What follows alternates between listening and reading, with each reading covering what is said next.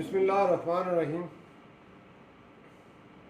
नाज़रीन, आज की वीडियो में कोरोना की जो अलामत हैं उनके बारे में, और ख़ास करके जो दो अलामतें हैं, एक तो सूंघने की इसका ज़ायल हो जाना और दूसरा चखने की इसका ख़त्म हो जाना, इन दो अलामत पे ज़्यादा बात करेंगे। और दीगर जो अलामत हैं वो भी मैं आपको दोबारा रिपीट कर देता हूँ।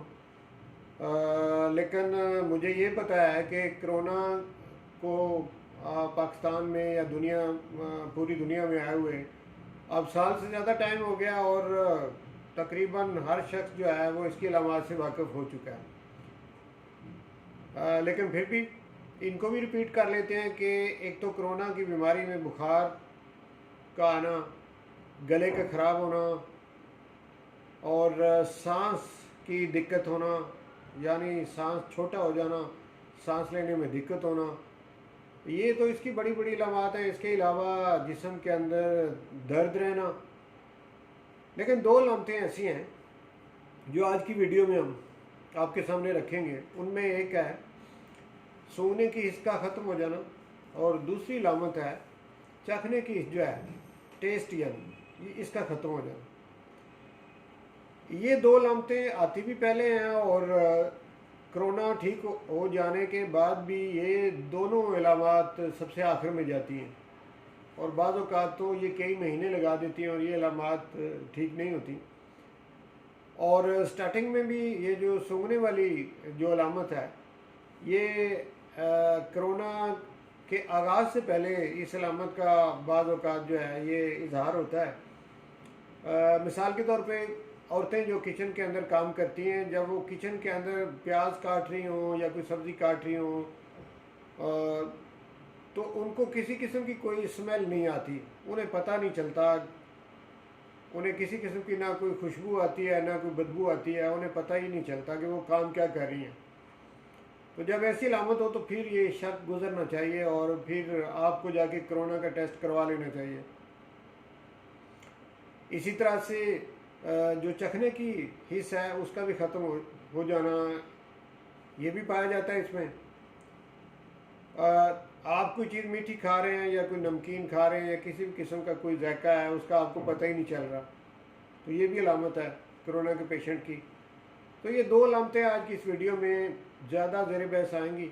इसमें मैं आपको ये भी बताऊंगा कि ये जो दोनों अलामत हैं ये क्यों होती हैं, और क्या कोई ऐसी एक्सरसाइज भी है जिससे इन दोनों अलामत का इलाज किया जा सके, वो एक्सरसाइज भी बताऊंगा। और साथ में कुछ होम्योपैथिक मेडिसिन जो हैं वो भी मैं आपके सामने रखूँगा। तो नाज़रीन, सबसे पहले ये कि हमारी जो खोपड़ी है यानी जो ब्रेन है, इसको मेडिकल ज़बान में क्रेनियम भी कहते हैं, और क्रेनियम की मुनासबत से ही कुछ इसके अंदर जो नर्व होते हैं उन्हें कहते हैं क्रेनियल नर्व। और ये 24 नर्व होते हैं, यानी ये जोड़ों की शक्ल में होते हैं, तो 12 जोड़े होते हैं इनके क्रेनियल नर्व के। ये जो नर्व होते हैं ये हमारे बाकी जो आर्गन हैं उनकी तरफ अटैचमेंट होती है इनकी। इनमें से एक अल्फैक्टरी नर्व है। अल्फैक्टरी नर्व जब काम छोड़ देता है, डिसफंक्शनल हो जाता है, तो सूंघने की जो है वो ख़त्म हो जाती है। तो इसको अल्फैक्टरी डिसफंक्शनल भी कहा जाता है, लेकिन इसके लिए जो प्रॉपर मेडिकल का लफ्ज़ है इस सूंघने की इसके लिए वो है एनोस्मिया, यानी इस बीमारी को एनोस्मिया मेडिकल में कहते हैं। तो एनोस्मिया हो जाना। इसी तरह से जो टेस्ट बर्ड है, हमारी ज़ुबान के ऊपर टेस्ट बर्ड होते हैं, कुछ ज़ुबान का एरिया है वहाँ पे मीठी चीज़ को चेक करने के लिए, और कुछ है जहाँ पे कड़वी चीज़ें, इसी तरह से खट्टी चीज़ें, तो उनका अपना अपना एक एरिया है। तो टेस्ट बर्ड ज़ुबान के ऊपर होते हैं, जब वो काम छोड़ दें तो फिर पता ही नहीं चलता कि कोई चीज़ मीठी हम खा रहे हैं, कड़वी खा रहे हैं, खट्टी खा रहे हैं, किस तरह की है। आप लेमन आप खा लें तो आपको कोई पता नहीं चलेगा कि इसका जायका क्या है। तो ये दोनों हिस्से जो हैं इनका ख़त्म हो जाना कोरोना के अंदर पाया जाता है। अब कोरोना में जो दीगर अलामत हैं वो अगर आपकी ठीक भी हो जाएं, 10-12 दिन आपको बुखार रहे, गले की खराबी रहे, जिस्म का दर्द रहे और सांस की दिक्कत हो जाए, और उससे आप गुजर गए और आपका इम्यून सिस्टम इतना अच्छा था कि उसने काबू पा लिया और आप बिल्कुल ठीक हो गए, लेकिन उसके बावजूद ये दो इलामतें जो हैं ये बाद 3-3 महीने तक उस पेशेंट के साथ रहती हैं और ये ठीक नहीं होती।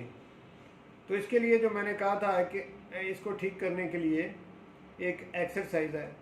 एक्सरसाइज क्या है कि आप गुलाब का फूल जो है उसको रोज़ाना 20 मिनट आप सूंघा करें, या आप लेमन को काट के उसे अपने नाक के करीब करके आप रोज़ाना का 20 मिनट जो है उसे सूंघा करें, तो कुछ दिनों के बाद आपकी ये सूंघने की जो है ये बहाल हो जाएगी। एक तो ये एक्सरसाइज है, और दूसरा ये कि कुछ होम्योपैथिक में मेडिसिन ऐसी हैं जो कि इसको ठीक कर सकती हैं। इसमें आर्सेनिक एल्बम एक मेडिसिन है, उसका इस्तेमाल किया जा सकता है। एक बेलाडोना है, उसका इस्तेमाल किया जा सकता है। और नाज़रीन, मैं बेलाडोना के मतलब आपको ये भी बता दूं कि जितने हमारे ये क्रेनियल नर्व के अंदर स्वेलिंग होती है जिसकी वजह से ये डिसफंक्शनल होते हैं, तो ये उस स्वेलिंग को भी ठीक करती है। क्रेनियल नर्व की जो स्वेलिंग है जिसकी वजह से वो डिसफंक्शनल होते हैं, तो ये दवाई ऐसी है कि ये उस स्वेलिंग को ठीक करती है। यानी क्रेनियल न्यूरोपैथी इसको कहते हैं, जो क्रेनियल नर्व जो हैं इनका डिसऑर्डर होना या ख़राब होना, क्रेनियल न्यूरोपैथी। तो इसके लिए ये बेहतरीन दवाई है बेलाडोना। इसके अलावा नेट्रम में हो रहा है, और काली सर्फ और काली कार्ब। तो ये 5 दवाइयाँ जो हैं ये जो बीमारी आज जो हमारा मौजू है, ये जो सूंघने की इसका ख़त्म होना है, इसमें ये बड़ी अहम अद्वियात हैं। आप इनका इस्तेमाल करें, बड़े अच्छे रिज़ल्ट इनके मिलेंगे आपको। और इसी के साथ ही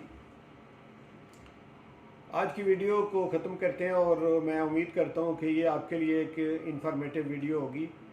अगर आप ये समझते हैं कि ये इन्फॉर्मेटिव है और इसका आपकी ज़ात को कोई फ़ायदा पहुँचा है, तो फिर आपका ये फ़र्ज़ है कि आप इसे दूसरों तक भी पहुँचाएँ, इसे शेयर करें, इसे लाइक करें। और अगर आप ये समझते हैं कि इस किस्म की वीडियो आपको मिलती रहें, तो फिर चैनल को सब्सक्राइब कर दें और साथ में बेल का जो निशान है उसको भी दबा दें, ताकि जो भी मैं वीडियो अपलोड करूँ वो आपको मिलती रहे। बहुत शुक्रिया सुनने का।